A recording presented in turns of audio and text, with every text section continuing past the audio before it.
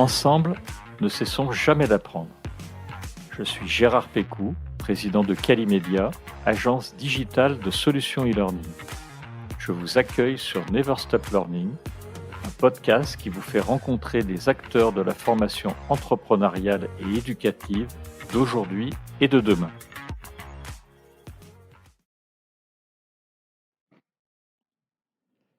Bienvenue à nos auditeurs. J'ai le plaisir d'accueillir aujourd'hui Aurélie Van Dijk, qui est docteur en psychologie cognitive, formatrice et consultante, et qui est également l'auteur du livre Réinventer vos formations avec les neurosciences, avec un sous-titre qui est Tout comprendre du cerveau et de l'apprentissage des adultes, et que l'on peut trouver donc aux éditions ESF. Bonjour Aurélie. Bonjour Gérard. J'ai adoré ton livre et nos auditeurs vont voir pourquoi, parce que il est vraiment spécialement écrit sur l'andragogie, donc la formation pour adultes, ce qui est pas toujours évident. On trouve beaucoup de livres sur l'enseignement sur les enfants, peu sur l'andragogie. Et tout au long, en fait, de ce livre, la particularité, c'est que tu arrives à capter l'attention pour faciliter la lecture, la compréhension, la mémorisation. Et ça, c'est pas courant sur un livre. Il y a beaucoup de quiz, d'illustrations, de témoignages, d'applications pratiques, de fiches récapitulatives que j'ai rarement vues dans un ouvrage. On va en parler, mais avant d'en parler, je voudrais que tu puisses nous dévoiler un peu ton parcours.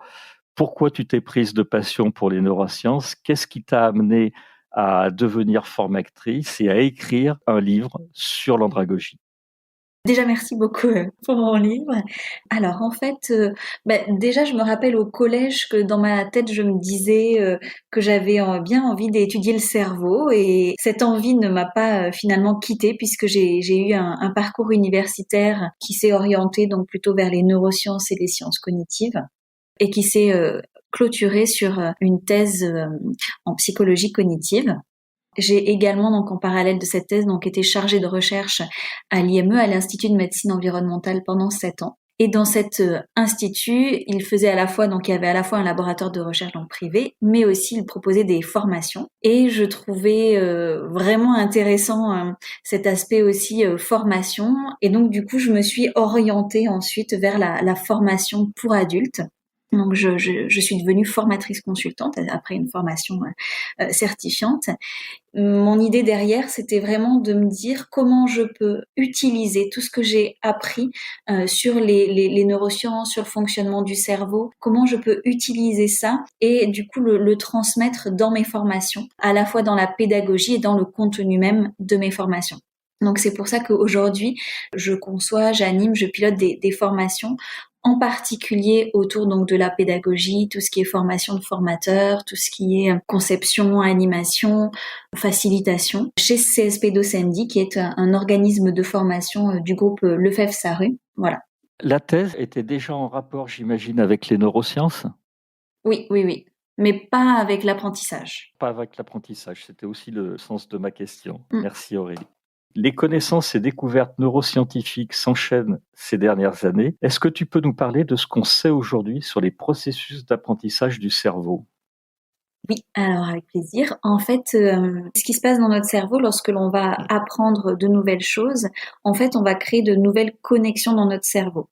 C'est-à-dire que notre cerveau, il est constitué de cellules, les neurones notamment, et en fait, ces cellules-là, en fait, elles ont la possibilité de se connecter entre elles. Et lorsque je vais apprendre de nouvelles choses, je vais en fait créer de nouvelles connexions entre ces cellules. Et pour ensuite renforcer, consolider ce nouvel apprentissage, ce qui va se passer, c'est que plus je vais le répéter, plus je vais ensuite consolider ces connexions qui se font d'un neurone à l'autre. Donc globalement, le processus d'apprentissage s'appuie sur la plasticité de notre cerveau, la capacité de notre cerveau à comme ça se remodeler et donc à créer de connexions, en affaiblir d'autres, en consolider donc certaines, notamment donc celles qui nous sont importantes, qui nous sont utiles dans notre vie du quotidien. Alors, au niveau de la consolidation, justement, on parle souvent de la courbe de l'oubli, qui est la courbe d'Ebbinghaus, qui est quelquefois très critiquée, enfin, qui est juste une hypothèse, d'après ce que j'avais cru comprendre. Cette courbe, est-ce qu'elle est toujours d'actualité ou est-ce qu'il y a d'autres modèles maintenant qui fonctionnent mieux? En fait, c'est vrai que elle date de 1885, donc c'est Ah vrai oui, qu'elle est assez ancienne, d'accord, oui. mais mais en fait, elle est plutôt d'actualité. Après, ce qui se passe, c'est que Ebbinghaus, ce qu'il faisait, c'est que il faisait des tests sur lui-même. Donc, il testait son apprentissage et son oubli sur lui-même. Et donc, c'est vrai que d'un point de vue méthodologique, aujourd'hui, Oui, ça ne passerait pas du tout, c'est clair. puisque voilà, voilà. Donc maintenant, on fait vraiment des groupes contrôle. Et puis donc à chaque fois, on a des populations bien sûr beaucoup plus nombreuses pour avoir des résultats vraiment solides et fiables. Mais néanmoins, il a isolé le fait que si on ne répétait pas dans le temps, et ben finalement on oubliait rapidement. Et ça, en fait, c'est quelque chose que on expérimente tous, et donc qui est encore tout à fait juste et tout à fait vrai. Donc oui, oui, je sais que moi je la présente toujours D'accord. parce que oui, elle a tout à fait une Elle part a de... toujours un intérêt parce que Exactement, oui. elle est terrible cette courbe de l'oubli. Je crois qu'on réduit de près de la moitié les connaissances acquises dans les jours ou les semaines qui suivent une formation. Oui, tout à fait. Moi, je me rappelle du chiffre que, si mes souvenirs sont bons, au bout de 9 heures, on oublie à peu près 70% de ce que Ah l'on oui, a appris il y a 9 heures. Donc, en donc effet, c'est pas quelques semaines. Oui, non, c'est encore plus rapide. c'est encore plus Donc, rapide. après, sauf si vraiment le moment où j'ai appris et que, du coup, il y a des facteurs qui ont agi dessus, par exemple, donc les émotions, mais je pense qu'on y reviendra un peu plus Oui, tard, qui ont agi dessus et qui ont fait que vraiment, ça a laissé une trace plus forte parce que voilà, j'ai ressenti une émotion en même temps que j'ai appris le contenu d'apprentissage.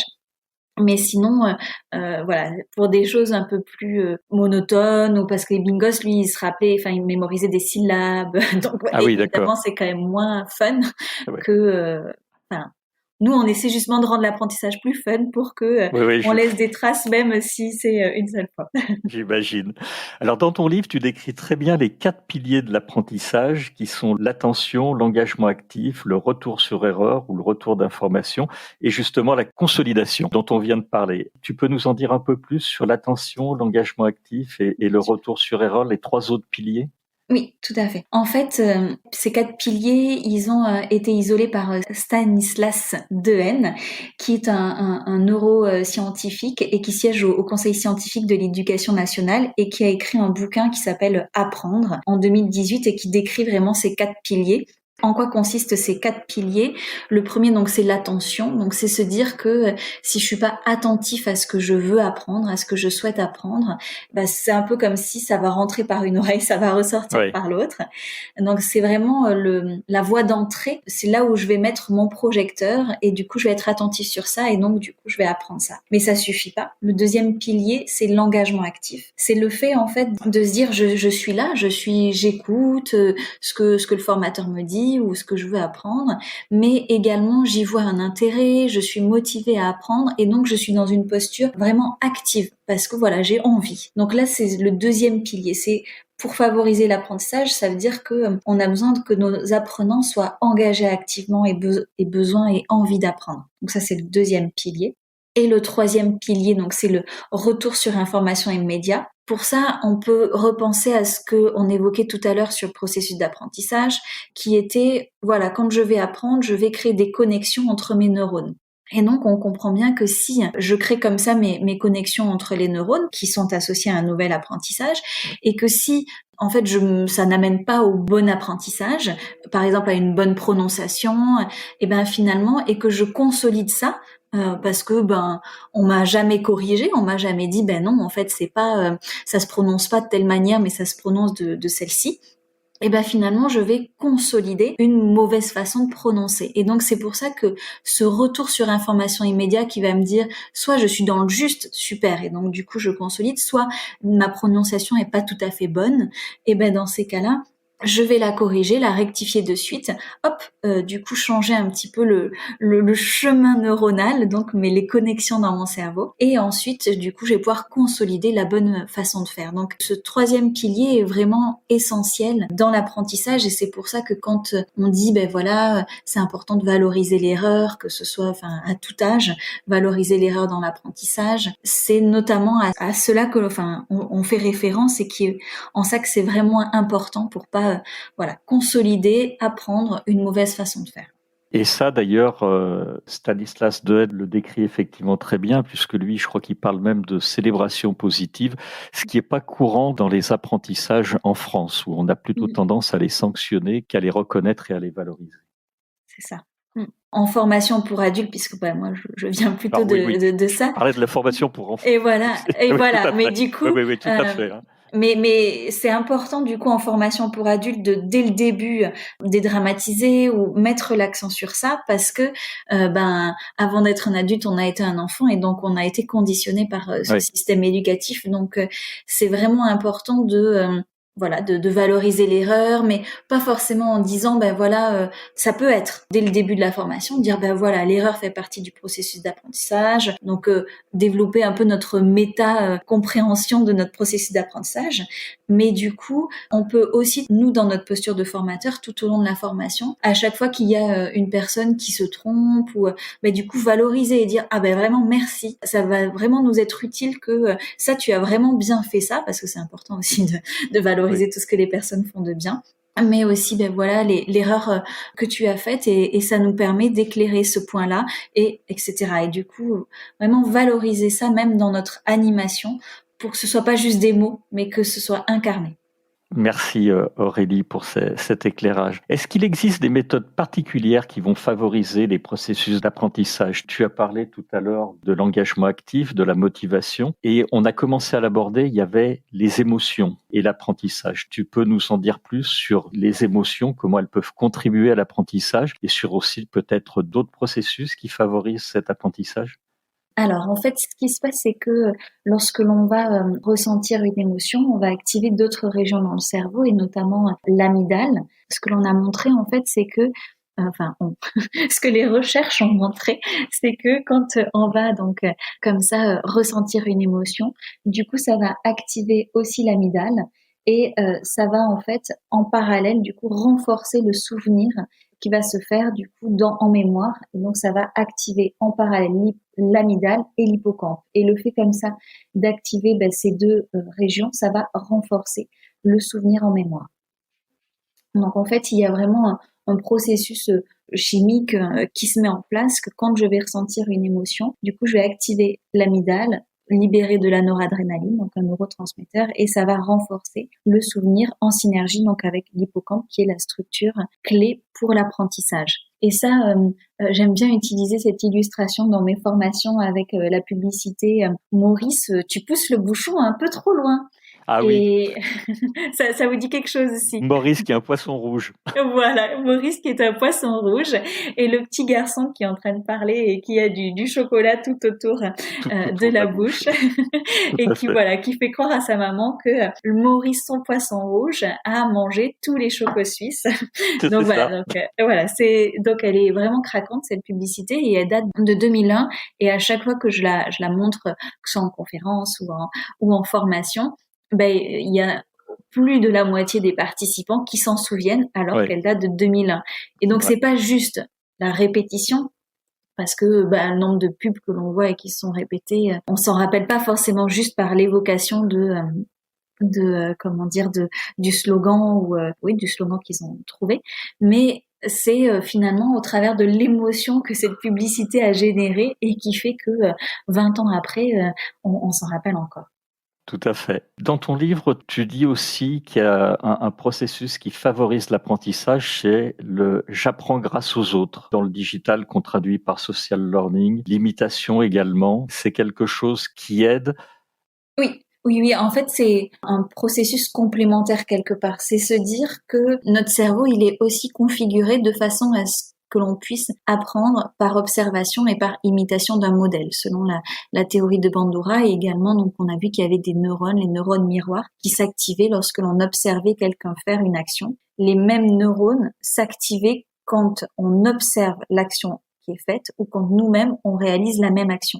Donc ça veut dire que si je vois quelqu'un faire, que je l'observe, alors toujours avec mon attention, mon engagement actif, on garde bien ces deux piliers en tête, mais du coup, j'observe donc mon interlocuteur, mon modèle entre guillemets, enfin en tout cas la personne que j'ai envie derrière d'imiter et dont j'ai envie d'apprendre de son comportement. Cette observation active va faire que je vais du coup activer mes neurones miroirs et donc ça va commencer à amorcer l'apprentissage. Et derrière, après, l'apprentissage, la réalisation du coup du même comportement, de la même action sera renforcée. Donc ça veut dire que le modèle, ça peut être le formateur, mais évidemment que ça peut être les autres apprenants qui sont dans la salle. Donc lorsqu'on est en formation, c'est se dire, ok, mes apprenants, ils vont apprendre par rapport à ce que je vais leur dire, mais aussi en observant ce que je vais faire, ce que les autres apprenants vont faire. Donc c'est important de favoriser la participation, les mises en application pour que ce processus d'apprentissage par observation et imitation d'un modèle, tel que c'est la théorie de Bandura qui parle de modèle, qui puisse se faire. D'accord. Ça veut dire qu'également, le fait qu'il y ait un tutorat dans les formations, a posteriori de la formation, est quelque chose d'important dans l'apprentissage? Alors du coup, quand je pense à tutorat, ça me fait penser à l'AFEST aussi, donc à l'action de formation en situation de travail. Et en fait, de manière générale, le fait que derrière, il puisse y avoir une application en situation de travail, oui, ça contribue et c'est vraiment important pour l'apprentissage en effet, Et, puisqu'on et- et- accompagne finalement la réalisation ensuite sur le poste de travail. d'accord. La multimodalité, également, elle favorise l'apprentissage. J'imagine que oui, le fait d'utiliser plusieurs leviers peut être important dans le processus. Oui. Alors, est-ce que quand tu dis multimodalité, tu penses à plusieurs modalités pédagogiques, Tout à fait, tout à donc fait. du coup plusieurs techniques ou C'est ça. plusieurs ah oui, Plusieurs techniques, plusieurs supports, plusieurs types c'est de ça. supports. C'est ça, exactement. En fait, moi, l'image que j'aime bien prendre, c'est le fait de se dire, mon contenu d'apprentissage, c'est comme un trésor, et le trésor, il est dans une pièce, et qu'en fait, plus j'ai de portes qui m'amènent à cette pièce, et du coup, plus l'accès à ce trésor et à ce contenu d'apprentissage sera facilité. Donc finalement, moi, en formation, mon rôle va être de se dire comment je favorise l'accès à cette pièce, à ce trésor, et donc, ça passe par le fait d'utiliser plusieurs modalités pédagogiques, donc à la fois plusieurs modalités sensorielles, donc à stimuler le visuel, à utiliser donc des supports qui vont être visuels, qui vont aussi solliciter l'auditif, également donc faire en sorte de faire manipuler mes apprenants, de les faire bouger. Donc là c'est plus les modalités sensorielles, mais également ça va être comment je peux utiliser à la fois des modalités qui sont plus peut-être un peu plus cognitives où je vais réfléchir et des modalités où je vais être plus dans l'action, je vais faire. Donc en effet, ça va être autant de traces que je vais laisser en mémoire qui vont donner l'accès au même contenu d'apprentissage que je veux transmettre.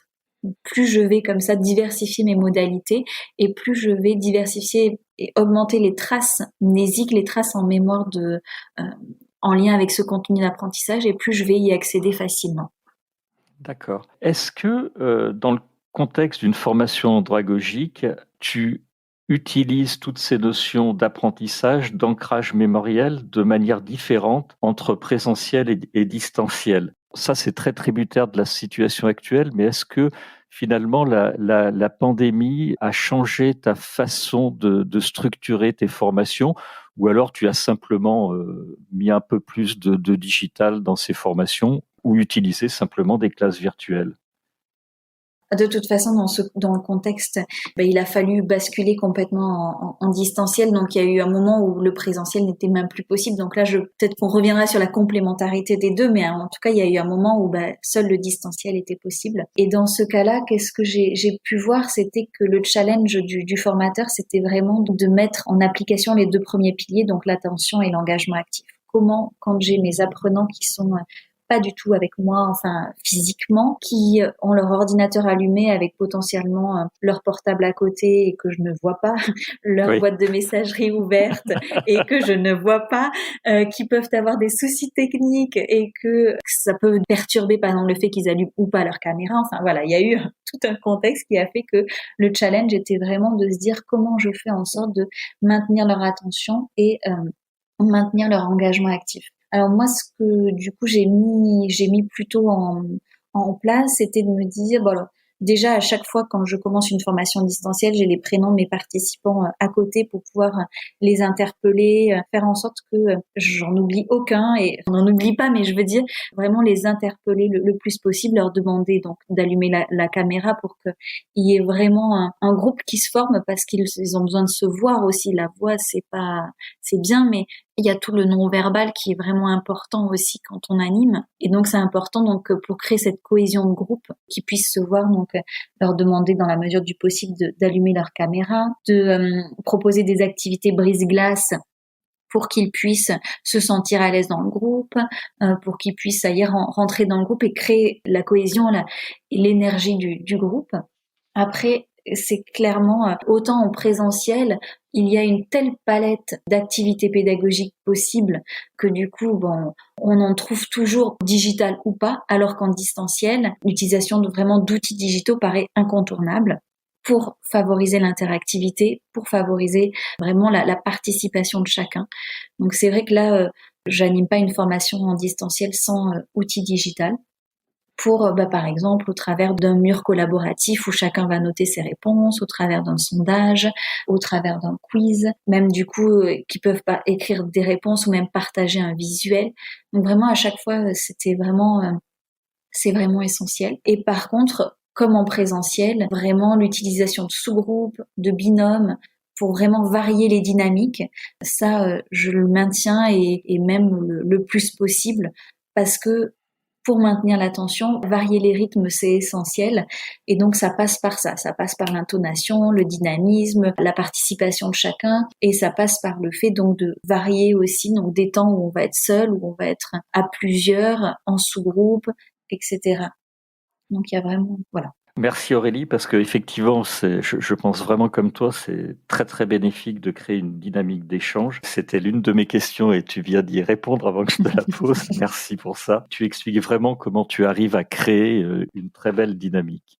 Il y a dans ton livre beaucoup de témoignages d'acteurs de terrain, des cas pratiques, des quiz, comme je l'ai dit en introduction. Quand je dis beaucoup, c'est vraiment beaucoup de témoignages que j'ai vraiment appréciés. Est-ce qu'on peut en tirer une ou deux bonnes pratiques communes? Alors, tu en as déjà tiré quelques-unes, puisque à la fin de ton livre, il y a les neurotrucs et astuces que j'ai particulièrement appréciés, qui seront très utiles. Est-ce que vraiment on peut en tirer une ou deux bonnes pratiques de tout cet ensemble de témoignages? Que ce soit en présentiel ou en distanciel? Les deux, oui. Oui, oui, les deux. Neurotrucs et astuces, je pense que j'ai dû parler des modalités de restitution. Oui. En effet, l'idée c'est que quand je vais faire un débriefing, donc je propose un exercice et derrière en fait il y a toujours un temps de débriefing pour que chacun des groupes s'exprime et du coup puisse finalement partager ce qui s'est passé dans son sous-groupe. Et ben là, c'est toujours un challenge de dire comment je maintiens l'attention des personnes qui ne présentent pas, parce que si admettons j'ai un groupe de 12 que j'ai fait 3 ou 4 sous-groupes, ben vous imaginez le temps pendant lequel on est un peu passif parce qu'on va écouter l'autre sous-groupe restituer. Donc là, c'est vraiment le challenge du formateur de se dire comment je vais maintenir l'attention de mes apprenants alors que ils peuvent être dans une posture passive d'écoute. Donc c'est se dire, par exemple, je vais leur donner un challenge, je vais leur dire, dans ce que chaque sous-groupe va évoquer, isoler 2 ou 3 mots-clés qui reviennent à chaque fois ou trouver parmi les visuels qui sont devant vous, trouver celui qui illustre le mieux ce qu'a évoqué ce sous-groupe-là ou liker, puisqu'en digital, du coup, par exemple, on peut liker Oui, les post-it. c'est vrai. Donc voilà, du coup, liker les idées en fonction de ce que vous avez trouvé plus ou moins pertinent. Donc finalement, c'est se dire comment je peux faire en sorte que ce temps de restitution, ce temps de débriefing, certes, c'est vraiment intéressant ce que les autres sous-groupes disent, hein, mais c'est vrai que ça peut des fois être un peu long. Donc, c'est comment je peux faire en sorte de maintenir l'attention des personnes qui vont à ce moment-là écouter. Ça peut être aussi leur demander de faire une affiche de cinéma, de faire un mime. Et donc là, comme c'est atypique, comme c'est pas juste Oui. une série de réponses, l'attention elle est complètement captée de tous parce que on a envie de les voir faire le mime, de voir décrire leur affiche de cinéma et donc ça l'attention est vraiment captée. D'accord. Et est-ce que, Aurélie, il y a des choses qui marchent exclusivement en présentiel, d'autres exclusivement en digital? Je te pose la question parce que actuellement, on parle beaucoup d'hybridation ou qu'on pourrait ramener au blended learning. Je me dis qu'il est intéressant de maximiser le potentiel des deux aspects de la formation. Quel est ton avis là-dessus? Je suis tout à fait en phase sur le fait que, pour moi, l'un est vraiment complémentaire de l'autre. Parce que, quand on parle de consolidation, finalement, le fait de pouvoir à la fois utiliser, mixer le présentiel et le distanciel, ça permet de pouvoir étaler l'apprentissage dans le temps. Et pour favoriser la consolidation, le fait d'étaler l'apprentissage, c'est vraiment bénéfique. Donc en fait, le distanciel permet justement de donner accès à tout le monde, quelle que soit sa situation géographique, et donc de, par exemple, caler une classe virtuelle d'1h30 en plein milieu de leur journée sans que ça nécessite des déplacements. Et du coup, pendant cette phase de distanciel, de réactiver, de revenir sur les apprentissages et donc de consolider. Alors que quand on est en présentiel, si ça nécessite un déplacement, de suite c'est un peu plus contraignant. Donc en général, en présentiel, on va souvent grouper les apprentissages. Alors que pour la consolidation, on sait que le fait d'étaler, c'est bien. Donc il y a une vraie plus-value du distanciel, notamment donc à ce titre-là de consolidation, de réactivation. En sachant que, évidemment, aussi en présentiel, il se passe aussi des choses qui sont plus difficiles en distanciel. Donc en présentiel, par exemple, on va avoir beaucoup de temps informel autour de la machine à café, pendant la pause déjeuner. Et finalement, voilà, il va se passer aussi des choses qui ne peuvent pas se passer en distanciel. Également, le non-verbal est plus visible, les mouvements sont plus visibles. Voilà, il peut y avoir un peu plus de possibilités à ces niveaux-là en présentiel. Mais vraiment, l'un est complémentaire de l'autre, D'accord. à mon sens. Alors, je suis parfaitement en phase, Aurélie. Avant de terminer ce podcast, je voudrais, si tu en es d'accord, qu'on torde le cou à quelques neuromythes. Dans un podcast précédent, on en avait déjà parlé, c'était avec Erwan Devez notamment. On avait parlé du déclin cognitif à partir de 20 ans, qui est un neuromythe. Les différentes spécialisations d'apprentissage visuel, auditif, tactile, alors qu'on utilise les trois. Il y en a bien d'autres. L'utilisation de 10% de la capacité du cerveau, n'en déplaise à Luc Besson et au film Lucie, c'est pas forcément vrai, puisqu'on utilise, je crois, tu me contredis si tu n'es pas d'accord, mais 100% de notre capacité, en fait, à différents moments. Est-ce qu'il y en a quelques-uns qui t'agacent plus particulièrement, à qui il faut vraiment qu'on torde le cou dans ce podcast? Alors, agacé, non, pas, Non, ils vont pas jusqu'à ce stade-là. pas Euh, jusqu'à ce stade. non.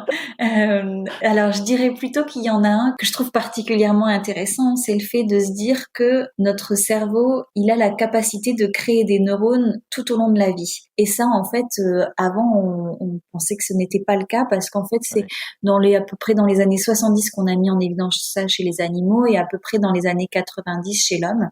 Fin des années 90, on a vraiment vu que chez nous humains, donc on avait donc notamment au niveau de l'hippocampe des cellules souches qui peuvent se différencier si on les stimule et devenir de nouveaux neurones.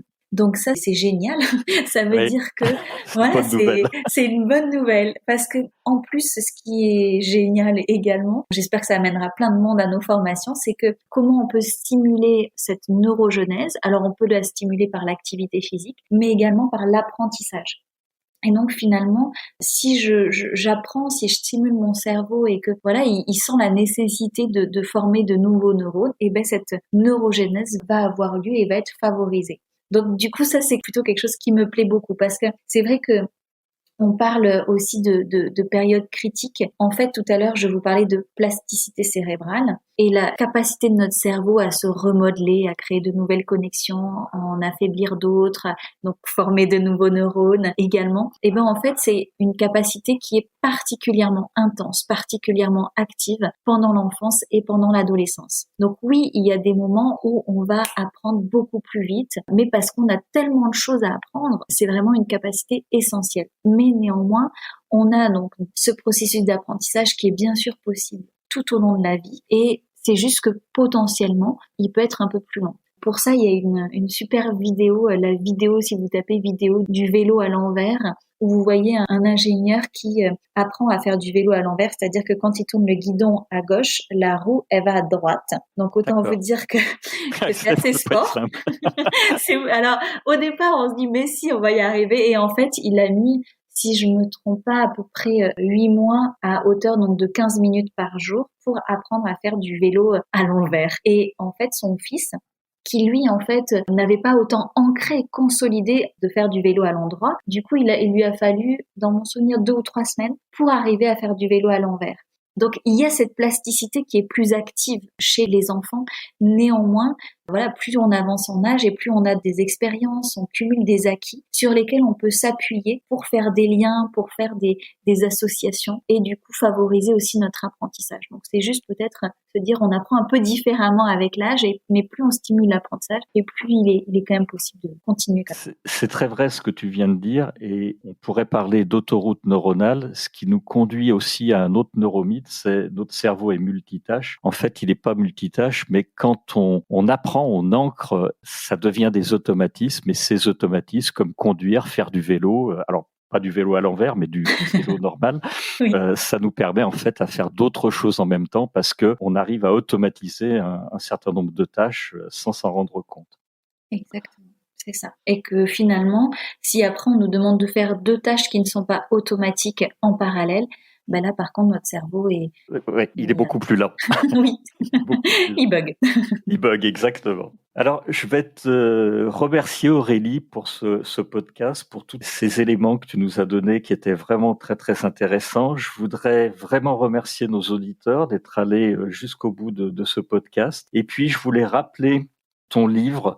Si vous voulez en savoir plus sur le sujet, je vous conseille vivement d'acheter le livre qui est vraiment très, très complet d'Aurélie, qui s'intitule Réinventer vos formations avec les neurosciences. Tout comprendre du cerveau et de l'apprentissage des adultes aux éditions ESF. C'est vraiment une véritable mine d'or pour améliorer le parcours de formation, de la conception jusqu'à l'application. Un très très grand merci Aurélie pour ce bon moment passé avec toi. Alors, merci beaucoup Gérard de m'avoir invité et de m'avoir permis de parler de ce sujet passionnant. Merci, à très bientôt Aurélie. Au À revoir. bientôt, au revoir.